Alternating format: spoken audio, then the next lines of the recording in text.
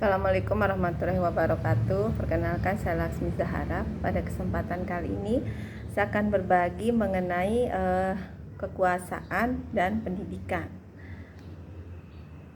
Nah, di sini pendidikan dan kekuasaan meliputi kebijakan pemerintah yang akan kita bahas, transformasi sosial, ketimpangan sosial, dan akses pendidikan.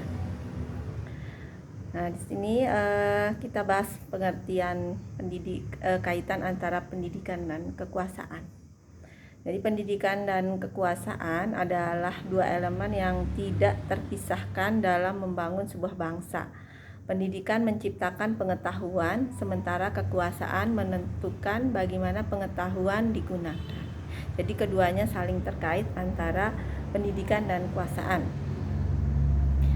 Sistem contohnya di zaman dulu ya, sejak sistem pendidikan di era Belanda ini, pendidikan sering digunakan sebagai alat kekuasaan. Pemerintah kolonial Belanda misalnya membatasi akses pendidikan bagi rakyat Indonesia untuk mempertahankan struktur kolonial. Ya, jadi di zaman dulu ya seperti itu contohnya, kekuasaan berpengaruh.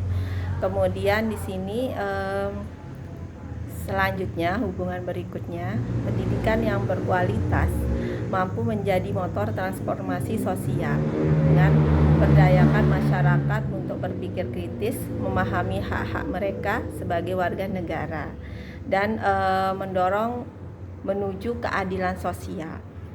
Nah, jadi di sini dengan siswa itu memperoleh pendidikan yang memadai, maka siswa bisa ikut atau sebagai masyarakat itu bisa ikut mengawasi kekuasaan, kemudian menuntut transparansi dan memastikan bahwa pemerintahan bekerja untuk kesejahteraan rakyat. Nah, kemudian di sini hubungan yang berikutnya, yaitu meskipun alokasi anggaran pendidikan di Indonesia telah mencapai 20% dari APBN, namun banyak ya ada ketimpangan kualitas pendidikan antara daerah perkotaan dan pedesaan. Ya, ini menunjukkan bagaimana distribusi kekuasaan pengaruhi akses pendidikan yang merata. Nah, selanjutnya juga pengaruhnya yaitu misalnya pergantian pemerintahan, ganti menteri, ganti kurikulum.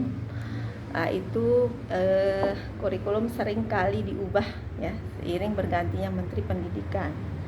Ya, ini seiring dengan agenda politik dari masing-masing.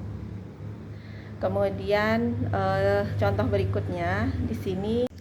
Nah, baik, selanjutnya contoh berikutnya yaitu pelamar BPI dalam negeri kecewa. Ya, jadi ini salah satu contoh gitu ya untuk hubungan antar pendidikan dan kekuasaan, di mana program BPI ini kebijaksanaan. Ya, jadi ini memang harus relasi ya. Jadi ini kesimpulannya ada relasi antara pendidikan dan kekuasaan, yaitu hubungan yang saling mempengaruhi. Pendidikan memiliki potensi besar untuk menciptakan transformasi sosial, tetapi hanya jika dikelola dengan bijaksana dan bebas dari dominasi politik yang sempit. Ya, jadi pendidikan harus menjadi alat pemberdayaan masyarakat untuk memastikan kekuasaan digunakan demi kebaikan bersama.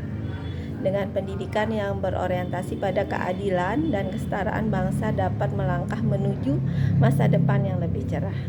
Sekian, semoga menjadi renungan kita bersama, semoga bermanfaat.